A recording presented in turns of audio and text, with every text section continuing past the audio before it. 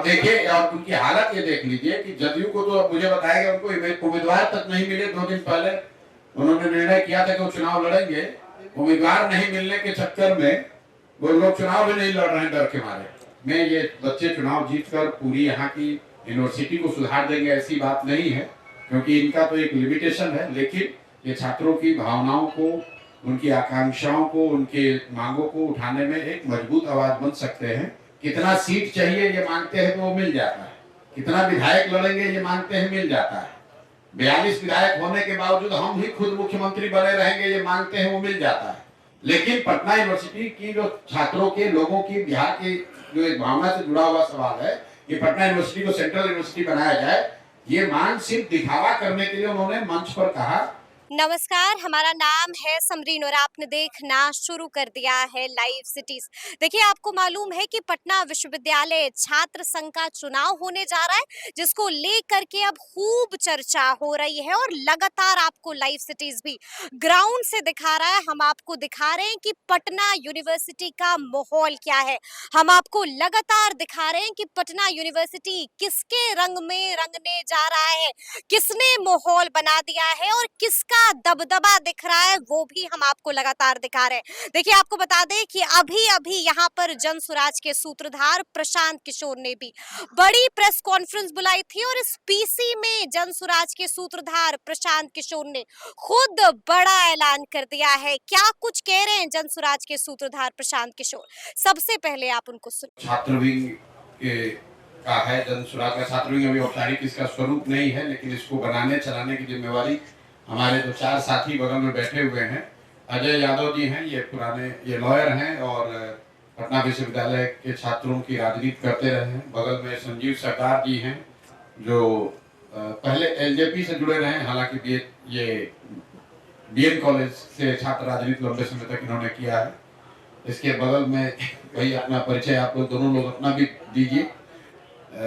भास्कर हैं, जो कि यहाँ पर लंबे समय से ये भी राजनीति करते रहे हैं और विशेष करके अनुसूचित जाति समाज के छात्रों के बीच में काफी लंबी इनकी पकड़ रही है। और रवि प्रकाश हैं, ये भी बीएन कॉलेज के हैं, छात्र नेता हैं, बहुत पहले से हमारे साथ जुड़े हुए हैं ये लोग। अब यही लोग, अच्छा इम्तियाज साहब भी हैं, देखा नहीं मैंने आपको, इम्तियाज साहब भी हैं। ये पूरा जो चुनाव है यही 5 लोग, इन्हीं के सक्रियता से और इन्हीं के मार्गदर्शन में लोग लड़ रहे हैं, क्योंकि पिछले 2 साल में तो हम लोग चुनाव नहीं लड़े हैं पटना यूनिवर्सिटी का, लेकिन इन छात्र साथियों से मेरा 2014-15 से संपर्क रहा है और इन लोगों की अपनी सोच रही है कि दल बनने के बाद पटना यूनिवर्सिटी का चूंकि पहली बार चुनाव हो रहा है तो जन स्वराज को भी चुनाव लड़ना चाहिए। जैसा कि 5 साथियों ने अपना परिचय दिया, बताया कि जन स्वराज की ओर से पैनल के 5 पोस्ट के लिए जन स्वराज की ओर से औपचारिक रूप से उम्मीदवारों की घोषणा की गई है। मैं चाहूंगा कि किन विषयों पर जन स्वराज पटना यूनिवर्सिटी का चुनाव लड़ रहा है, इस पर अजय जी और संजीव सरदार जो अपनी बात रखना चाहते हैं वो रख लेंगे, उसके बाद आपके जो सवाल होंगे वो ले लेंगे। सबसे हमारे 15-20 साल से आप सभी साथी यहाँ जानते होंगे कि हमारे भाई संजीव सरदार जी राजनीति कर रहे हैं, इनको एक लंबा अनुभव है और हम चाहेंगे कि संजीव सरदार जी से ही शुरू करें तो ज्यादा बेहतर हो। संजीव सरदार जी से हम शुरू करना चाहते हैं। जहाँ तक जन स्वराज से हम लोगों की जुड़ने की बात है, प्रशांत किशोर जी पटना विश्वविद्यालय के साइंस कॉलेज से 11th और 12th किए हैं। एक अच्छा रिश्ता रहा है और हम लोगों का बड़े भाई छोटे भाई का रिश्ता रहा है। पटना विश्वविद्यालय का जो इतिहास रहा है आप सब लोग उससे वाकिफ है कि ईस्ट ऑफ ऑक्सफोर्ड कहा जाने वाला पटना विश्वविद्यालय आज मरणासन की स्थिति में है। इसके जिम्मेवार कौन है और पटना विश्वविद्यालय की बदहाली का जिम्मा कौन लेगा? इसे हम सेंट्रल यूनिवर्सिटी बनाने चले थे और आज हम इसे मरणासन की स्थिति में छोड़ दिए हैं। ये बुनियादी सवाल है।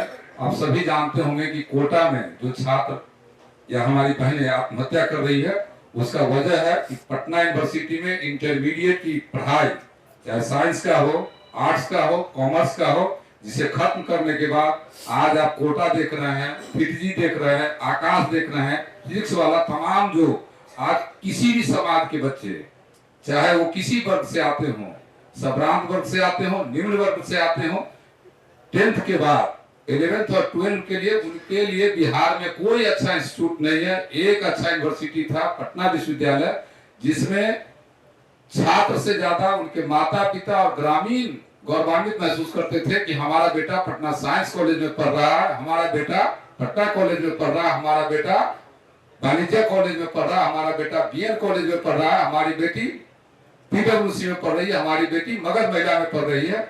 लेकिन आज क्या स्थिति है? दूसरी सबसे बड़ी बात है कि पटना विश्वविद्यालय का जो एक कोटा होता था बीएड में, वो बीएड कॉलेज हमारा खत्म हो गया।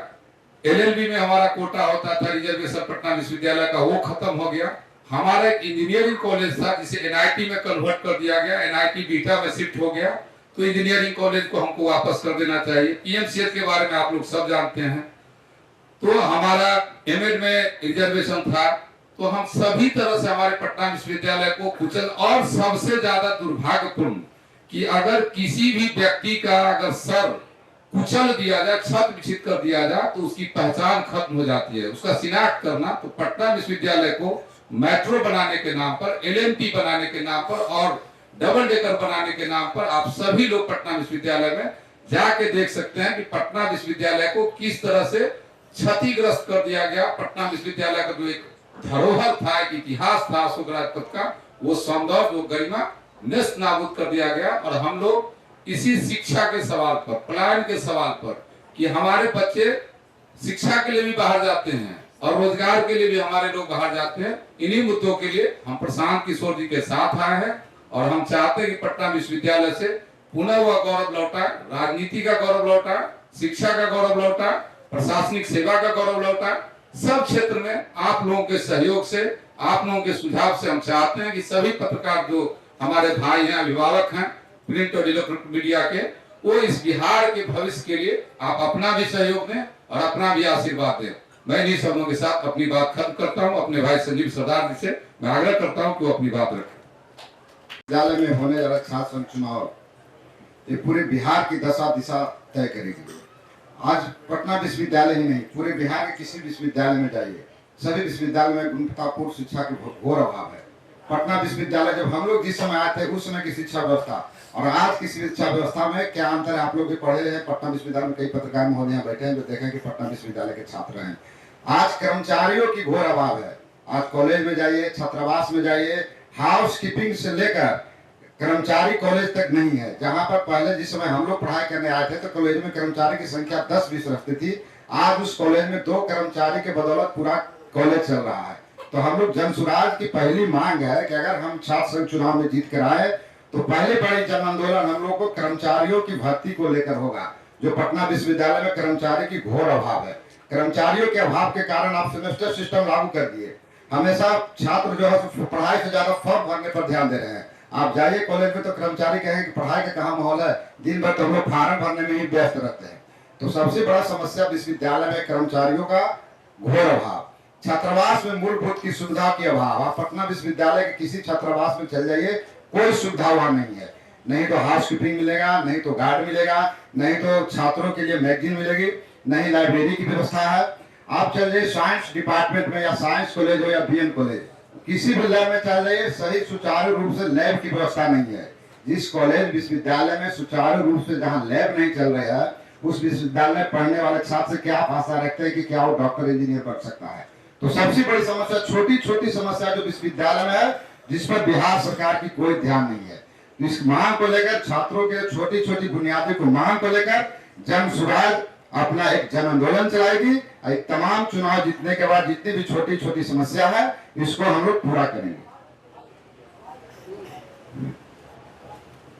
पटना विश्वविद्यालय छात्र संघ चुनाव में हमारा एकमात्र मूल उद्देश्य है, इस जन सुराज के द्वारा हम अपनी पूरी सहमति के साथ यहाँ पे ये कहना चाहेंगे कि एक पटना विश्वविद्यालय का जो स्ट्रेंथ है, जैसे 19,000 वोटर में एक तबका ऐसा है अनुसूचित वर्ग का जिसके लिए कोई स्पेशलाइज हॉस्टल या स्पेशलाइज ऐसा कुछ भी नहीं है, कि जो गरीब वर्ग लोग आते हैं, जो लोग एक पिछड़े वर्ग हैं, जो लोग अनुसूचित वर्ग से आते हैं, उसके लिए कोई मूलभूत की उस ढंग की सुविधा नहीं है कि जो लोग दिनचर्या कमा तक भी अपने बाल बच्चों को पढ़ा सके यहाँ पे। तो हमारी मांग सबसे पहले उसके लिए हॉस्टल का रहेगा, जो हमारा प्रथम प्राथमिकता प्राथमिकता रहेगा। और सबसे दूसरी हमारी प्राथमिकता ये है कि जितने भी हमारे प्राइवेटेशन वाले जो फैकल्टी हो गए हैं, जबकि आप जितना भी क्लास में जाकर के देख लीजिएगा उसमें से मैक्सिमम फैकल्टी है जो प्राइवेट है, तो उसमें जो शिक्षक की हमारी कमी आ गई है, दक्षता की हमारी कमी है, तो उसको भी फुलफिल करना हमारा मूल उद्देश्य रहेगा।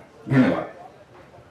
जनसुराज परिवार की ओर से 5 युवा साथी जो पटना विश्वविद्यालय में चुनाव लड़ने जा रहे हैं, इनको हम लोग जनसुराज परिवार की ओर से शुभकामना दे रहे हैं। हम लोग जो भी थोड़ी बहुत मदद अपनी साइड से कर पाएंगे, हम लोग की आशा और विश्वास है कि ये लोग जीत कर आए, अपने लिए, अपने विश्वविद्यालय के लिए, छात्र साथियों के लिए और पटना यूनिवर्सिटी और बिहार के लिए कुछ अच्छा करें। बिहार में पिछले 30-35 साल में जितने लोग भी नेतृत्व के पोजीशन में रहे हैं, कहीं ना कहीं ज्यादातर लोग पटना विश्वविद्यालय के छात्र राजनीति से जुड़े रहे। एक तरह से ये दुर्भाग्य ही है कि जिस विश्वविद्यालय ने इस राज्य के नीति निर्धारण करने वाले लोगों को बनाया है, वो लोग आज अपने ही विश्वविद्यालय को भूल गए हैं, अपने विद्यालयों को भूल गए हैं। और पटना विश्वविद्यालय की जो अभी दशा है, फिजिकल कंडीशन भी और वहां से निकलने वाला जो आउटपुट है, दोनों ही तरीके से वो बेहतर होना चाहिए। छात्र राजनीति में ये बच्चे चुनाव जीतकर पूरी यहाँ की यूनिवर्सिटी को सुधार देंगे ऐसी बात नहीं है, क्योंकि इनका तो एक लिमिटेशन है, लेकिन ये छात्रों की भावनाओं को, उनकी आकांक्षाओं को, उनके मांगों को उठाने में एक मजबूत आवाज बन सकते हैं। ऐसी हम लोग की सोच है। बाकी अगर आपका कोई सवाल है तो आप कर लीजिए। मैं एक बार फिर से अपनी ओर से भी, दीनू जी जो हैं, जो जनसुराज की ओर से, आप दरभंगा हाउस में पढ़ते हैं और आप अध्यक्ष पद के औपचारिक उम्मीदवार हैं। दानिश भाई भी दरभंगा हाउस में पढ़ते हैं और ये उपाध्यक्ष पद के उम्मीदवार हैं। रिताम्बरा जी मगध महिला में पढ़ती हैं, ये जनरल सेक्रेटरी के पद पर चुनाव लड़ रही हैं। बगल में अनु यादव जी हैं जो कि संयुक्त सचिव के पद पर चुनाव लड़ रही है, मगध महिला में पढ़ती हैं। और ब्रजेश भाई हैं जो वाणिज्य महाविद्यालय से हैं और ये कोषाध्यक्ष के लिए चुनाव लड़ रहे हैं। ठीक है भैया। सर, पटना यूनिवर्सिटी का जो ये जिम्मेवार है या आरजेडी जिम्मेवार? पटना यूनिवर्सिटी की जो स्थिति है उसके लिए मूलतः नीतीश कुमार और भाजपा के लोग जिम्मेवार हैं। माननीय प्रधानमंत्री मोदी जी जिम्मेवार हैं, जिन्होंने इसको सेंट्रल यूनिवर्सिटी बनाने की मांग को खारिज कर दिया और खारिज करते हुए ये कहा कि हम लोग इसको इंटरनेशनल यूनिवर्सिटी बनाना चाहते हैं। तो इंटरनेशनल तो बनाया नहीं, सेंट्रल का माने नहीं, जो था उसको भी छत बिछत कर दिया। जैसा अभी अजय यादव जी बता रहे थे कि जो इंफ्रास्ट्रक्चर डेवलपमेंट के नाम पर, मेट्रो के नाम पर, डबल डेकर के नाम पर जो एक पटना विश्वविद्यालय की एक सैंक्टिटी थी, उसको भी बर्बाद। क्या आप अंदाजा कर सकते हैं कि दिल्ली विश्वविद्यालय के मेन बिल्डिंग्स को तोड़कर वहां पर मेट्रो कोई बना सकता है? वहां पर भी मेट्रो बना है, लेकिन हिंदू कॉलेज का या किरोड़ीमल कॉलेज का या रामजस की कोई बिल्डिंग तोड़ दी जाए, ये सिर्फ बिहार में ही संभव है। मुझे किसी ने बताया कि साइंस कॉलेज का एडमिनिस्ट्रेटिव डिपार्टमेंट का पूरा बिल्डिंग ही तोड़ दिया गया मेट्रो के निर्माण के लिए। ये तो इसके लिए मैं सरासर यहाँ पर नीतीश कुमार को दोषी मानता हूँ और उनके सहयोगी भाजपा को दोषी मानता हूँ। आरजेडी की सरकार तो है नहीं पिछले 15-20 साल से। तो अगर पटना विश्वविद्यालय की जो दुर्दशा हुई है उसके लिए अगर कोई जिम्मेवार है तो नीतीश कुमार जिम्मेवार है, भाजपा वाले जिम्मेवार है। अब देखिए, और उनकी हालत ये देख लीजिए कि जदयू को तो मुझे बताया गया उनको उम्मीदवार तक नहीं मिले। 2 दिन पहले उन्होंने निर्णय किया था कि वो चुनाव लड़ेंगे, उम्मीदवार नहीं मिलने के चक्कर में वो लोग चुनाव भी नहीं लड़ रहे हैं डर के मारे। लेकिन चुनाव में जब वोटिंग होती है तो जनता की प्राथमिकता में कितना है एजुकेशन? देखिए, जनता की प्राथमिकता में सीधे तौर पर पटना यूनिवर्सिटी का बिल्डिंग, वहां के कर्मचारियों का मामला, पढ़ाई का मामला हो या ना हो, जनता की प्राथमिकता में बिहार की ध्वस्त शिक्षा व्यवस्था तो है ही। और पटना विश्वविद्यालय में कौन बच्चे पढ़ रहे हैं? जो 20-25 हजार बच्चे पढ़ रहे हैं वो तो बिहार के परिवार से ही आते हैं। कोई ऐसा गांव, कोई जिला, कोई प्रखंड पंचायत नहीं है जहाँ के बच्चे पटना यूनिवर्सिटी में नहीं पढ़ रहे हैं या पढ़ने की इच्छा नहीं रखते हैं। इसके अलावा पटना यूनिवर्सिटी से पढ़ा हुआ व्यक्ति, हम भी यहाँ पटना यूनिवर्सिटी से पढ़ के बैठे, जितने यहाँ सरकारी विभाग में लोग हैं, नेतागण हैं, पत्रकार हैं, जो भी हर अलग अलग विधा में हैं, बिजनेसमैन हैं, प्रोफेसर हैं, टीचर्स हैं, उसमें तो बहुत सारे लोग पटना यूनिवर्सिटी से पढ़कर निकले हैं। और जब वो लोग पटना यूनिवर्सिटी की आज दुर्दशा को देख रहे हैं, जब वो Cavendish, Faraday, Jackson, Minto hostel के हालात को देख रहे हैं या उसके बारे में हम लोग सुनते हैं, तो दुख होता है कि ये इतना बढ़िया यूनिवर्सिटी था, उसकी ये हालत हो गई है। सर अब आप बताइए ना, जैक्सन हॉस्टल से या मिंटो से या कैवेंडिश से, फैराडे से कितने आईएएस आईपीएस बन रहे हैं। आज से 15-20 साल पहले इन हॉस्टल से लोग आईएएस आईपीएस बनते थे, सिविल सर्विसेज डायरेक्ट लोग यहाँ से कंपीट करते थे। अभी क्या दुर्दशा है, आप जाकर देख लीजिए। सर पटना सेंट्रल यूनिवर्सिटी को सेंट्रल यूनिवर्सिटी का दर्जा नहीं मिल पा रहा है। कई बार नीतीश कुमार मंच से प्रधानमंत्री साहब एक साथ मंच पर भी रिक्वेस्ट करते हैं, आखिर क्यों नहीं मिल पा रहा? नहीं मिल पा रहा है क्योंकि नीतीश कुमार उसको मांगना नहीं चाहते हैं। नीतीश कुमार के मांगने पर उनको केंद्र में मंत्री पद मिल गया है। कितना सीट चाहिए ये मांगते हैं तो वो मिल जाता है, कितना विधायक लड़ेंगे ये मांगते हैं, मिल जाता है। 42 विधायक होने के बावजूद हम ही खुद मुख्यमंत्री बने रहेंगे ये मांगते हैं, वो मिल जाता है। लेकिन पटना यूनिवर्सिटी की जो छात्रों के, लोगों की, बिहार की जो एक भावना से जुड़ा हुआ सवाल है कि पटना यूनिवर्सिटी को सेंट्रल यूनिवर्सिटी बनाया जाए, ये मांग सिर्फ दिखावा करने के लिए उन्होंने मंच पर कहा। इसको शर्त नहीं बनाया, ये नहीं कहा कि भाई नहीं बनाइएगा तो हम इससे हमारे रिश्तों में खटास आ सकती है। 2 एमएलए का सीट अगर कम कर दे भाजपा वाला तो उसके लिए नीतीश कुमार दिल्ली जाएंगे कि भाई 2 सीट हमारा कम नहीं होना चाहिए, 1 मिनिस्ट्री कम नहीं होनी चाहिए। लेकिन पटना यूनिवर्सिटी छत बिछत हालत में है, उसके लिए कोई उनको फर्क नहीं पड़ता है। उससे भी दुखद बात यह है कि मान लीजिए सेंट्रल यूनिवर्सिटी नहीं बना, तो जैसे पीएमसीएच को आप बड़ा बना रहे हैं, तो आप बिहार सरकार के पास इतना पैसा है कि खुद इनको कहना चाहिए था। जिस दिन प्रधानमंत्री ने ये मना कर दिया पब्लिकली कि हम यहाँ पर सेंट्रल यूनिवर्सिटी नहीं बनाएंगे, उसी दिन मुख्यमंत्री को कैबिनेट की बैठक बुलानी चाहिए थी और ये घोषणा करनी चाहिए थी कि बिहार सरकार अपने संसाधन से पटना यूनिवर्सिटी को सेंट्रल यूनिवर्सिटी से भी अच्छा बनाकर देगी। तब तो बिहारियों का सम्मान और गौरव होता।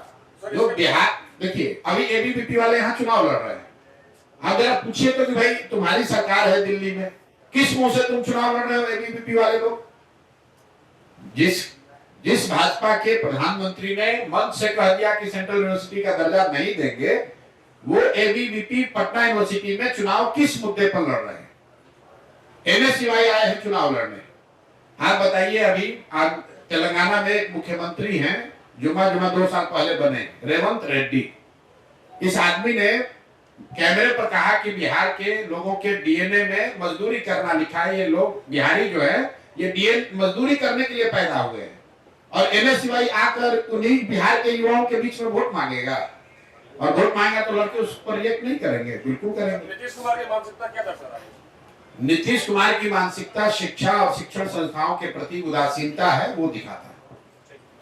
ठीक है भैया, बहुत आप भी पत्रकार हैं। तो सुना आपने कि प्रशांत किशोर ने कौन सा बड़ा ऐलान कर दिया है, यानी कि खेल तो होने जा रहा है।